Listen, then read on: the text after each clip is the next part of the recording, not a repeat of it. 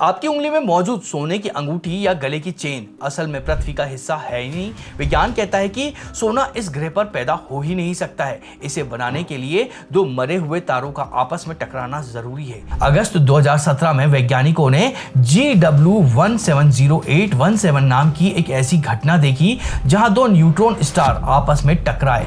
इस एक टक्कर ने पृथ्वी के कुल वजन से भी कई गुना ज्यादा सोना अंतरिक्ष में फेंक दिया। इसका मतलब है कि आप अपनी त्वचा पर जो धातु मतलब गोल्ड पहनकर घूम रहे हैं वो असल में अरबों साल पुराने अंतरिक्ष के मलबे का एक टुकड़ा है। लेकिन जब पृथ्वी बन रही थी तो वो पूरी तरह से पिघली हुई थी। सोना लोहे से बहुत प्यार करता है जिसे विज्ञान में साइड्रोफाइल कहा जाता है। इस नियम के हिसाब से सारा सोना पृथ्वी के केंद्र में डूब जाना चाहिए था। आज इंसान के पास में सोने का एक भी कण नहीं होना चाहिए था।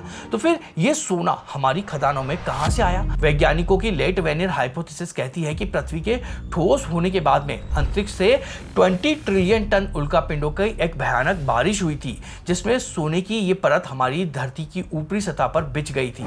तकनीकी रूप से सोना एक बाहरी आक्रमणकारी था। आज के इस वीडियो में हम सोने के इसी एक्स्ट्रा टेरेस्ट्रियल और रहस्यमय सच को डिकोड करेंगे। हम जानेंगे कि क्या हमारा दिमाग सोने को पसंद करने के लिए कोड किया गया है? क्या प्राचीन भारत ने सोने को नैनो मेडिसिन में बदल दिया था? हम उस डरावने सच का भी सामना करेंगे कि क्यों हिंदू धर्म के अनुसार सोना कलयुग के सबसे बड़े राक्षस का घर है। आज हम अद्वैत वेदांत से लेकर क्वांटम फिजिक्स तक सोने के उस गुप्त पन्नों को खोलेंगे जो आपकी सोच को हमेशा के लिए बदल देंगे। ये सिर्फ निवेश की बात नहीं है, यह आपके अस्तित्व की कोडिंग का सच है। दुनिया मानती है कि सोना कीमती है क्योंकि ये रेयर है, लेकिन ये तर्क अधूरा है। प्रकृति में ऐसी कई धातु हैं जो सोने से भी ज्यादा दुर्लभ है, जैसे कि प्लेटिनम, पर उसके लिए कभी भी साम्राज्य नहीं गिरे। सोने के पीछे की इस सनक का असली कारण हमारी आंखों के पीछे छिपे एक बायोलॉजिकल ग्लिच में है। इसे वाटर ग्लास हाइपोथेसिस कहा जाता है।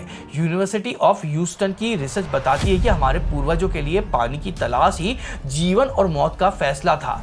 एवोल्यूशन ने हमारे दिमाग को चमकदार सतहों को देखते ही डोपामिन रिलीज करने के लिए प्रोग्राम कर दिया है। सोने की पीली चमक हमारे दिमाग के लिए एक वेंट्रल सिस्टम को ट्रिगर करती है जो हमें प्यास बुझाने का एहसास कराती है। मैं भी उस एक्चुअल पॉइंट पर आता हूं कि क्या सोना वाकई एक एलियन ट्रैकर है या कुछ और। पर अगर आपको विज्ञान और प्राचीन दर्शन का ये डीप लॉजिक पसंद आ रहा है तो वीडियो को लाइक करें और कमेंट में बताएं कि क्या आपके हिसाब से सोना वाकई इंसान की सबसे बड़ी कमजोरी है। चलिए अब देखते हैं उस प्राचीन विज्ञान को जिसने सोने को सीधे हमारी नसों में उतार दिया है। यहाँ से कहानी एक बिल्कुल अगला मोड़ ले लेती है।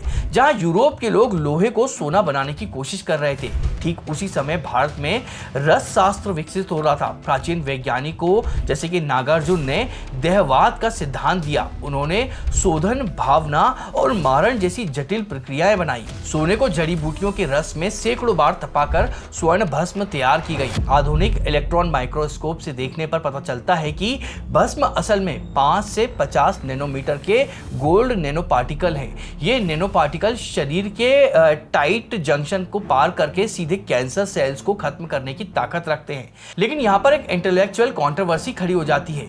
एक तरफ सोना जान बचाने वाली स्वर्ण भस्म है तो दूसरी तरफ श्रीमद् भागवत के अनुसार में सोना कलयुग के राक्षस कली का घर है। जब राजा परीक्षित ने कली को रहने की जगह दी तो उसने सोने को ही अपना मुख्य केंद्र चुना। परीक्षित ने जैसे ही जरासंध का सोने का मुकुट पहना, कली ने उनके विवेक पर कब्जा कर लिया। जकारिया सिचिन जैसे विचारकों का दावा है कि अनुनाकी नाम की एक प्रजाति ने हमें जेनेटिक रूप से सोना खोदने वाला मजदूर बनाया था। उनकी थ्योरी के अनुसार उन्हें अपने ग्रह निबिरू के वायुमंडल को बचाने के लिए मोनो एटॉमिक गोल्ड की जरूरत थी।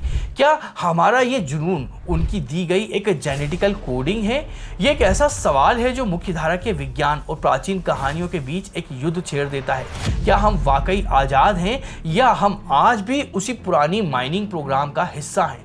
अब इन सब डॉट को जोड़कर देखिए, सोना अमर है, वो कभी सड़ता नहीं है। हमारे पूर्वजों ने सोने को लक्ष्मी इसलिए कहा क्योंकि वे स्थिरता का प्रतीक है। आज भारत के पास में 3.8 ट्रिलियन डॉलर का सोने का रिजर्व है जो मुख्य रूप से महिलाओं के पास में स्त्री धन मतलब श्रृंगार के रूप में सुरक्षित है। यह सोना केवल गहना नहीं है बल्कि एक इकोनॉमिकल शील्ड है जो इन्फ्लेशन और मार्केट क्रैश से हमको बचाती है। कली सोने के परमाणु में नहीं रहता है, वो सोने के प्रति आपके मोह में रहता है। सोना एक एम्पलीफायर है। अगर आप इसे लोक कल्याण का, स्त्री धन और गहनों जैसी सुरक्षा के लिए इस्तेमाल करते हैं तो ये लक्ष्मी है, लेकिन जब आप इसे लालच के लिए दबाकर रखते हैं या गलत तरीके से कमाते हैं तो ये कली का द्वार बन जाती है। ये बिल्कुल वैसा ही है जैसे आज की आर्टिफिशियल इंटेलिजेंस, वो खुद में अच्छी या बुरी नहीं है, वो केवल हमारे डेटा का प्रतिबिंब है। सोना भी एक प्राचीन हार्डवेयर है जिसमें हमारी नियत का सॉफ्टवेयर रन कर रहा है। लेकिन इस पूरी थ्योरी में एक अनसुलझा वेरिएबल है। सोना रासायनिक रूप से इनर्ट है, फिर भी ये हमारे शरीर के साथ में इतना गहरा रिश्ता कैसे बना लेता है? मोनो एटॉमिक गोल्ड या फिर ORME थ्योरी कहती है कि सोना एक सुपर कंडक्टर की तरह काम करता है जो सीधे हमारे पीनियल ग्लैंड एक्टिव कर सकता है। क्या मुमकिन है कि सोने के भीतर कोई ऐसी क्वांटम फ्रीक्वेंसी छिपी हुई हो जो सीधे हमारे DNA से बात करती हो? वैज्ञानिक आज भी इस बात से हैरान है कि कैसे एक मरे हुए तारे का टुकड़ा इंसान के स्वास्थ्य और भाग्य को बदल सकता है। ये एक ऐसी अनसुलझी पहेली है जो विज्ञान की पहुंच से अभी बहुत दूर है। सोने और चेतना के इस गहरे और अदृश्य संबंध को और भी विस्तार से समझने के लिए आपको मेरा वीडियो AI का धोखा, Advaita Vedanta explain the illusion of AI consciousness जरूर देखना होगा। वो वीडियो इस पहेली का अगला हिस्सा है जहां आप समझेंगे कि कैसे जो खेल हजारों साल पहले सोने के साथ में शुरू हुआ था वही आज AI के साथ में दोहराया जा रहा है। और ये वीडियो पसंद आए तो इसको लाइक करिएगा, अपने साथियों के साथ में शेयर करिएगा और अभी कमेंट को स्वैप करके हाइप नाम का नया ऑप्शन आया तो इस वीडियो को हाइप भी करिएगा। और अगर आप इसी तरह के रोचक विषय लगातार देखना चाहते हैं तो उसके लिए आप हमारे चैनल को सब्सक्राइब करिएगा। तो चलिए मिलते हैं AI वाले वीडियो में।